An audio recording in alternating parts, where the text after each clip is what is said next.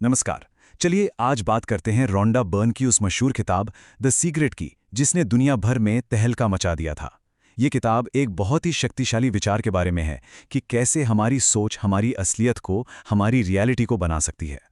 तो इस विश्लेषण की शुरुआत करते हैं सीधे उस एक सवाल से जो द सीक्रेट के बिल्कुल सेंटर में है। क्या ये वाकई मुमकिन है कि हम जो कुछ भी सोचते हैं वही हमारी दुनिया बन जाती है? आज के सफर में हम इन 5 हिस्सों को देखेंगे। पहले हम किताब के मेन आइडिया से शुरू करेंगे, फिर समझेंगे कि ये काम कैसे करता है, और हाँ, आखिर में इसका एक क्रिटिकल नजरिया भी देखेंगे ताकि हमें पूरी तस्वीर साफ हो सके। ठीक है, तो चलिए शुरू करते हैं। हमारा पहला पड़ाव है वो बुनियाद जिस पर यह पूरी किताब खड़ी है। देखिए, किताब का जो मेन आइडिया है ना, वो ये है कि एक गुप्त नियम है, एक यूनिवर्सल लॉ जो हमारी जिंदगी की हर चीज को कंट्रोल करता है। मतलब चाहे वो कामयाबी हो, खुशी हो या पैसा, बस एक ही नियम है जो हर किसी के लिए हर जगह काम करता है। तो ये सीक्रेट है क्या? यही है आकर्षण का नियम या लॉ ऑफ अट्रैक्शन। चलिए समझते हैं कि ये आखिर है क्या। तो लॉ ऑफ अट्रैक्शन का कॉन्सेप्ट बहुत सिंपल है। ये कहता है कि एक जैसी चीजें एक दूसरे को अपनी तरफ खींचती हैं। इसका मतलब ये हुआ कि हमारे विचार एक चुंबक यानी मैग्नेट की तरह हैं। वो यूनिवर्स में एक सिग्नल भेजते हैं और फिर वैसी ही चीजों को अपनी तरफ खींच लाते हैं। ये आइडिया लोगों को अपने विचारों की जिम्मेदारी लेने के लिए भी कहता है। और देखिए, इस किताब के एक अहम योगदानकर्ता हैं बॉब प्रॉक्टर। उनकी ये बात सोचने पर मजबूर कर देती है। वो कहते हैं कि हमारी आज की जिंदगी हमारे बीते हुए कल के विचारों का ही आईना है। ये वाकई में एक बहुत पावरफुल आइडिया है। किताब के हिसाब से हमारे हर एक विचार की अपनी एक फ्रीक्वेंसी, एक वाइब्रेशन होती है। जब हम पॉजिटिव सोचते हैं तो हम एक अच्छी एनर्जी यूनिवर्स में भेजते हैं जो हमें ऊपर उठाती है, और वहीं जब हम नेगेटिव सोचते हैं तो वो एनर्जी हमें नीचे खींचती है, बिल्कुल किसी काले बादल की तरह। अच्छा, ये सब सुनने में तो बहुत अच्छा लगता है ना? पर सवाल ये है कि इसे असल जिंदगी में इस्तेमाल कैसे किया जाए। तो चलिए अब उस प्रोसेस पर चलते हैं जो किताब हमें सिखाती है। किताब में एक बड़ी मजेदार मिसाल दी गई है, अलादीन के चिराग की।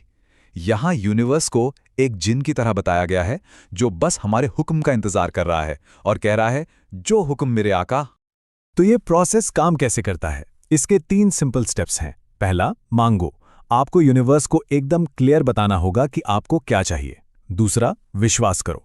आपको ऐसा एक्ट करना है, ऐसा महसूस करना है जैसे वो चीज़ आपको मिल ही चुकी है। और तीसरा, पाओ, यानी उसे पाने की खुशी को महसूस करो ताकि आपकी एनर्जी उस नतीजे के साथ मैच कर जाए। ठीक है, तो अब देखते हैं कि इन आइडियाज को अपनी असल जिंदगी के हिस्सों पर कैसे लगाया जा सकता है। द सीक्रेट का फोकस 3 मेन एरियाज पर है, पैसा, सेहत और रिश्ते। किताब का दावा है कि इस नियम को यूज करके इन तीनों में जबरदस्त बदलाव लाया जा सकता है। तो सबसे पहले बात करते हैं पैसे की। दौलत को कैसे अट्रैक्ट करें, इस पर किताब क्या कहती है? इसका एक बहुत बढ़िया एग्जाम्पल है जैक कैनफील्ड का किस्सा। उन्होंने $1 लाख कमाने का एक गोल सेट किया जो उस वक्त नामुमकिन सा लगता था। उन्होंने उसे अपनी कल्पना में सच मान लिया और फिर अचानक उन्हें एक ऐसा आइडिया आया जिसने उन्हें उस मंजिल तक पहुंचा दिया। तो पैसा अट्रैक्ट करने का फंडा क्या है? कमी के बारे में सोचना बंद करें और ये सोचें कि आपके पास बहुत कुछ है। अपने पैसों के लक्ष्यों को ऐसे विजुलाइज करें जैसे वो सच हो चुके हैं। पैसे को लेकर अच्छा महसूस करें और दूसरों को देकर ये सिग्नल भेजें कि आपके पास पहले से ही काफ़ी है। यही लॉजिक किताब के हिसाब से हेल्थ और रिलेशनशिप्स पर भी काम करता है। सेहत के लिए कहा गया है कि बीमारी पर नहीं बल्कि अच्छी सेहत पर फोकस करें, और रिश्तों के लिए सबसे जरूरी बात यह है कि पहले खुद से प्यार करें। आप जैसा बर्ताव खुद से करते हैं वैसे ही लोग आपकी जिंदगी में आते हैं।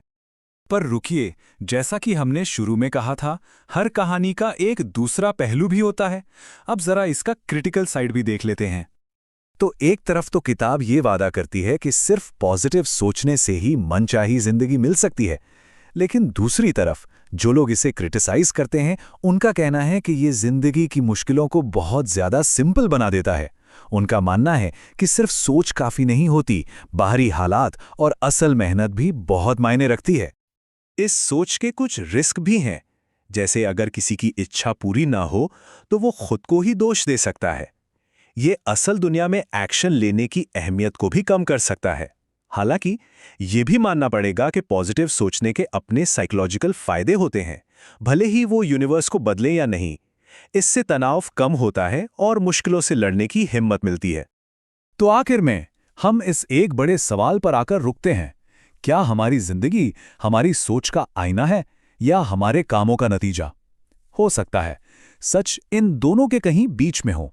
सोचने के लिए एक दिलचस्प ख्याल है ना?